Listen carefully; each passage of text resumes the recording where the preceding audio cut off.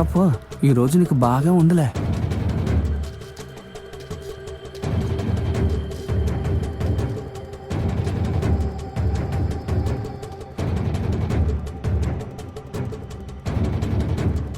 ఏరా, ఎంత ధైర్యం ఉంటే నా చెల్లని లవ్ చేస్తానని నా చేతికే నువ్వు కాడిస్తా. నీకు బుద్ధి చెప్తే కానీ.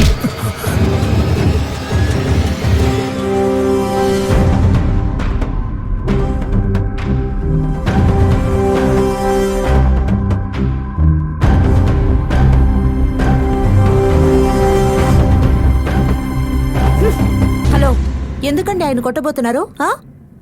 ఎందుకన్నయ్యా? ఏంటి నీకు తెలీదు? తెలియకేగా అడిగాను. అదేం లేదు, వీళ్ళ చెల్లెలకి అన్నయ్య లవ్ గ్రీటింగ్స్ ఇమ్మన్నాడు, అందుకని కోపడి కొట్టబోతున్నాడు ఈయన. హలో, తను మీ చెల్లెలకేగా లవ్ లెటర్ ఇచ్చాడు, అదేమైనా మీకిచ్చాడా? అది ఓ మగాడు ఇంకో మగాడికి ఇస్తేనే తప్పు, ఓ ఆడపిల్లకిస్తే తప్పేం లేదు. అయితే నేను నన్నేం అడగాలనుకుంటున్నారో అర్థమైంది. నేను నీకు లవ్ లెటర్ ఇస్తే మీ అన్నయ్య నన్ను వదిలేస్తాడానేగా అడగాలనుకున్నారు. అటువంటి ఛాన్స్ మీకు లేనే లేదు బాసు. ఎందుకంటే నాకు మా మావయ్య బాలకృష్ణ ఉన్నాడు.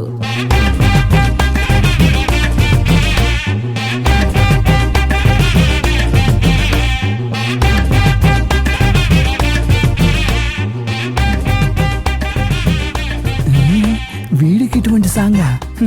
పార్వతి బొత్తుకు బస్ స్టాండ్, దీనికన్నా చావచ్చు.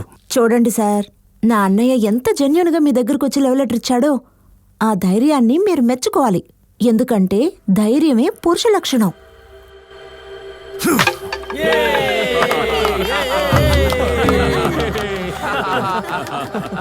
నువ్వే అన్నావుగా ధైర్యమే పురుష లక్షణం అని.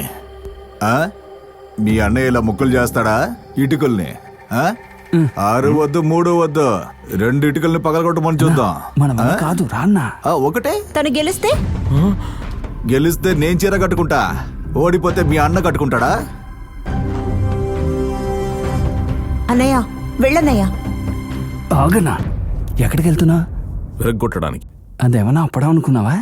ఇటుకరాయి మాకు దేవుడు, దాన్ని మేము విరగొట్టమని చెప్పి కాముగా వచ్చేసాయి. చేతులు విరగొట్టుకో. వెళ్ళన్నయ్య, పొమ్మంటున్నానా? అసలు నీకు చంపేస్తా. అన్నింటికి రెచ్చగొడతావు. దేవుడు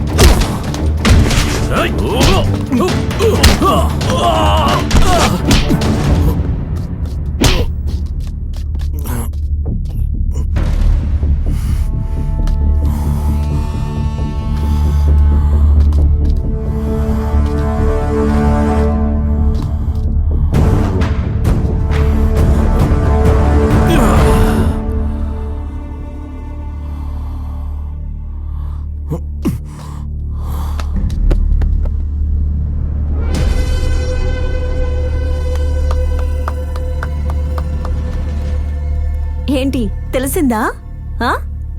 నువ్వు ఇటుకలు మాత్రమే పగలగొడతావు, నా అన్నయ్య ఎదుటివాడు బుర్ర కూడా పగలగొడతాడు. ఏంటి చూస్తావా? ఏదో ఓడిపోతే చీర కట్టుకుంటానన్నావు, కట్టుకుంటావా? ఏంతలే, అన్నగారి స్ట్రక్చర్ కి నైట్ సూపర్ గా ఉండదా? అది రోజ్ కలర్ తో.